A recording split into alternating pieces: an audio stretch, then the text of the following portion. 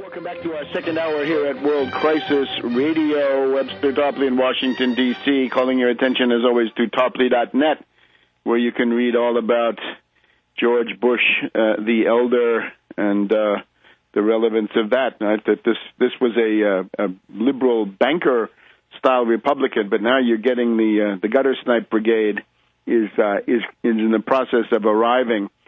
So, on the Democratic side, we have Pelosi. Now, this is unfortunate. It shows the general degradation of the Democratic Party. There are a lot of people supporting Pelosi who are doing it because they think that Pelosi will now resist Obama and try to stop Obama from making dirty deals with the Republicans, which is what Obama would obviously be delighted to do, given his basic profile as a traitor, as a weakling, as a coward, as a sellout, and all the rest of the things that we've seen. The heart of the resistance turns out to be the group around Congressman Peter DeFazio. We've called attention to him, and Marcy Kaptur of Ohio, DeFazio of Oregon. They were the ones who put forward a motion saying, let's try to figure out why the Democrats lost the recent election and not rush immediately to give Pelosi a new investiture, right, as the princess for the next 2 years. And that motion got 68 votes, and 68 votes is about a one-third, maybe a little bit less than one-third, more than one-third of the Democratic strength. So out of those Democratic House members, more than a third of them not happy with Pelosi. The hard anti-Pelosi line came from Heath Schuler, somewhat of a blue dog, I guess, a right-wing Democrat. He got 43 votes. So there are 43 people who are really not happy with Pelosi at all and want her out. Now, this is relevant just to say a few more words about the foreclosure business. The hearings are very instructive about what's going on. The mortgage bandits are mounting a huge effort of lobbying and manipulation of these members of Congress.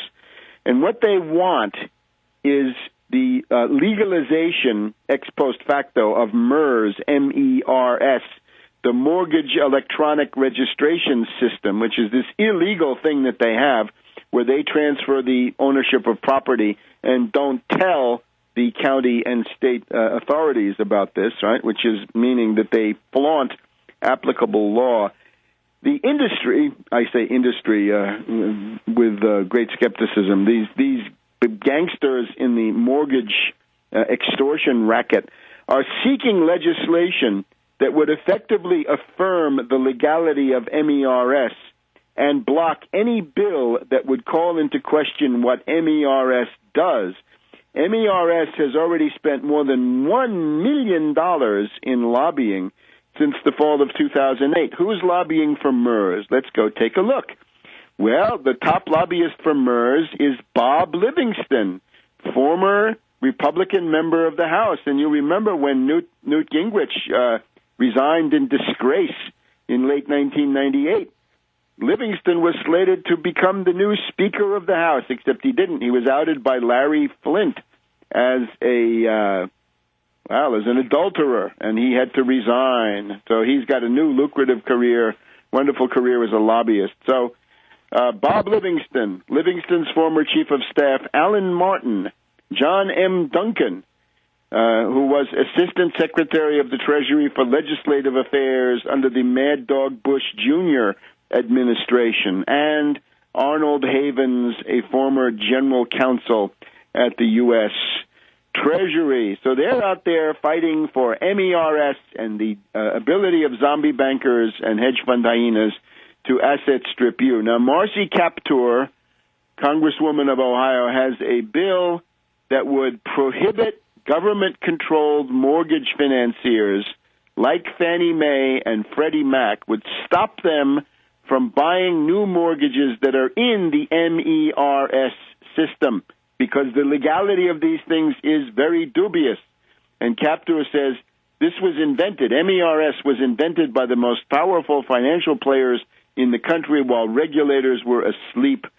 at the wheel or behind the switch or whatever it is.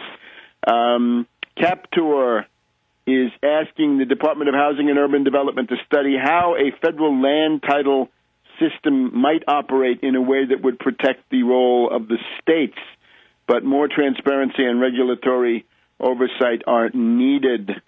So there's a big fight going on about whether you're going to get your house stripped away. And notice that the mainstream of both major parties don't talk about it because this they agree on, right? They want to feast on your flesh. And foreclosures is a dandy way to do precisely that. Now let's get back to our theme of the death panels. The next death panel is the Rivlin-Domenici death panel.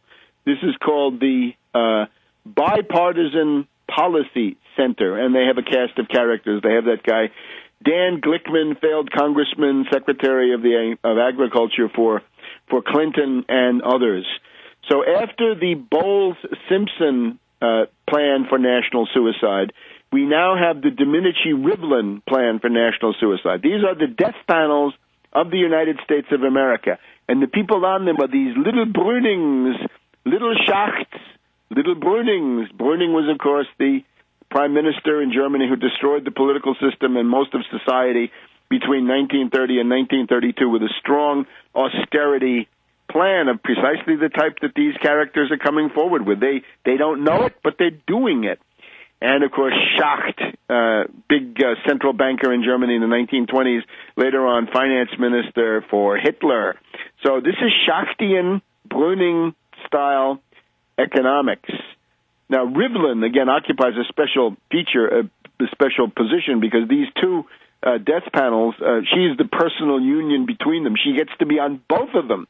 She is, of course, a tremendous exponent of Malthusian and Schachtian austerity. Now, the main thing about both of these committees, and there are others. Remember, there's the Gary Hart, Bill Bradley, and Danforth group that wants to raise the gasoline tax to allow all sorts of wonderful things to be done for the polar bears and the pelicans. And then we've also got another group also funded by the Peter Peterson interests, which is interested in the government budget reform and other things. So we've got a season of at least 4 of these monstrous commissions. What do none of them do? Well, the obvious thing is they all claim to be very courageous and rigorous and austere, but they never touch Wall Street. There's nothing about a Tobin tax, no Wall Street sales tax. There's no financial turnover tax. There's no bank tax. There is no idea of forcing these zombie bankers to pay more. Just another example, the carried interest provision. Carried interest is a monstrous loophole. This is the mother of all loopholes. It says if you're a hedge fund hyena and you have income, you can call that carried interest. Well, it's not carried interest, but if you call it carried interest, you can put that on the return and you're taxed less than you would be if this were normal wages. So carried interest is one of the big themes behind the scenes where the plutocratic congressmen meet with the lawyers for the zombie banks and above all the hedge fund hyenas and the lobbyists. This is what people like the Koch brothers actually want to defend. This is what they're really interested in, the stuff about same-sex marriage, gays, oh my God, guns, all these other issues. They don't care. They don't care one way or the other. What they care about is no taxation, no regulation, and no taxation means don't you touch my carried interest. The average person doesn't get any benefits off carried interest because they're just not eligible. So that is not touched. So the common denominator, first of all of these austerity commissions is they don't propose to make Wall Street pay anything. Actually, they propose to make it pay less. Back in a minute.